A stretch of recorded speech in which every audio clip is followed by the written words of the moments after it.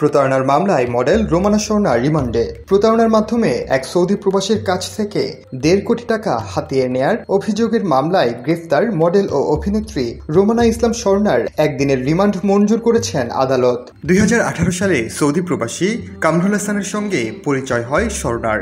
পরে ফেসবুকে কথোপকথন।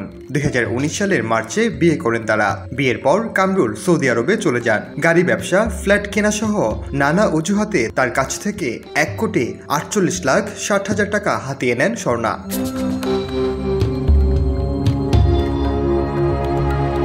আর সম্প্রতি ওই ব্যক্তি দেশে আসেন, এসে স্বর্ণার বাসায় যান। এ সময় স্বর্ণা জানিয়ে দেন তাকে অনেক আগেই তিনি তালাক দিয়েছেন। এ নিয়ে বাড়াবাড়ি করলে হত্যার হুমকি দেওয়া হয় কামরুলকে। এই ঘটনায় বৃহস্পতিবার স্বর্ণার বিরুদ্ধে কামরুল মোহাম্মদপুর থানায় মামলা করেন। লালমাটিয়ার একটি বাসা থেকে তাকে গ্রেফতার করা হয়। ২০১৯ সালের মার্চে কামরুল হাসান সৌদি আরব থেকে দেশে আসলে স্বর্ণা তাকে বাসায় নিয়ে যান। সেখানে তাকে খাবারের মাধ্যমে চেতনানাশক ওষুধ খাইয়ে অজ্ঞান করে ফেলেন।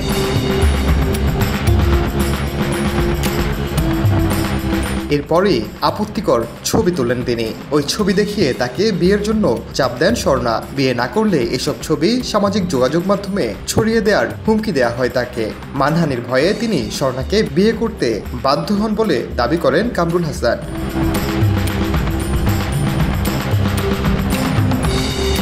সাবেক স্বামীর কাছ থেকে বিপুল পরিমাণ অর্থ আত্মসাৎ ও প্রতারণার অভিযোগে অভিনেত্রী রোমানা ইসলাম স্বর্ণাকে গ্রেফতার করেছে পুলিশ। বৃহস্পতিবার রাজধানীর লালমাটিয়া থেকে গ্রেফতার করা হয় তাকে। ভুক্তভোগী মামলায় উল্লেখ করেন, প্রতারণার মাধ্যমে বিয়ের প্রলোভন দেখিয়ে তার কাছ থেকে বিভিন্ন সময় বিভিন্ন অজুহাতে প্রায় ১.৫ কোটি টাকা হাতিয়ে নিয়েছেন স্বর্ণা।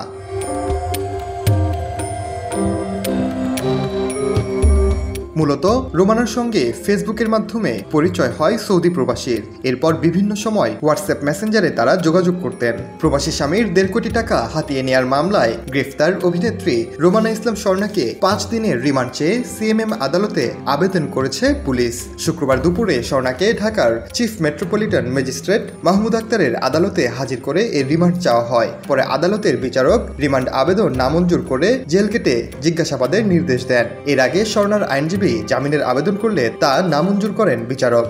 এই ঘটনায় ঢাকা মহানগর পুলিশের তেজগাঁও বিভাগের উপকমিশনার হারুনুর রশিদ জানান, স্বর্ণার সঙ্গে ফেসবুকে পরিচয় হয় ওই সৌদি প্রবাসীর। এরপর বিয়ে হয় তাদের মধ্যে। সম্প্রতি সৌদি প্রবাসী দেশে ফিরে এসে দেখতে পান রোমানার ঘরে ২৪ বছর বয়সের এক সন্তান রয়েছে।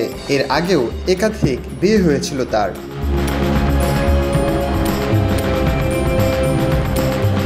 অর্থ আত্মসাৎ মামলায় রোমানা ইসলাম স্বর্ণাসহ ৩ জনকে জেল গেটে একদিনের জিজ্ঞাসাবাদের আদেশ দিয়েছেন আদালত। জিজ্ঞাসাবাদপ্রাপ্ত অন্য আসামিরা হলেন রোমানার মা আশরাফুল ইসলাম শেলি এবং তার ছেলে আন্নাফি ইউসুফ। মামলার তদন্তকারী কর্মকর্তা মোহাম্মদপুর থানার পরিদর্শক শুক্রবার ঢাকা মহানগর ম্যাজিস্ট্রেটের আদালতে হাজির করে মামলার সুষ্ঠু তদন্তের স্বার্থে আসামিদের ৫ দিনের রিমান্ডে আবেদন করেন। উভয় পক্ষের শুনানি শেষে আদালত আসামিদের প্রত্যেককে একদিনের জন্য জেল গেটে জিজ্ঞাসাবাদের আদেশ দেন।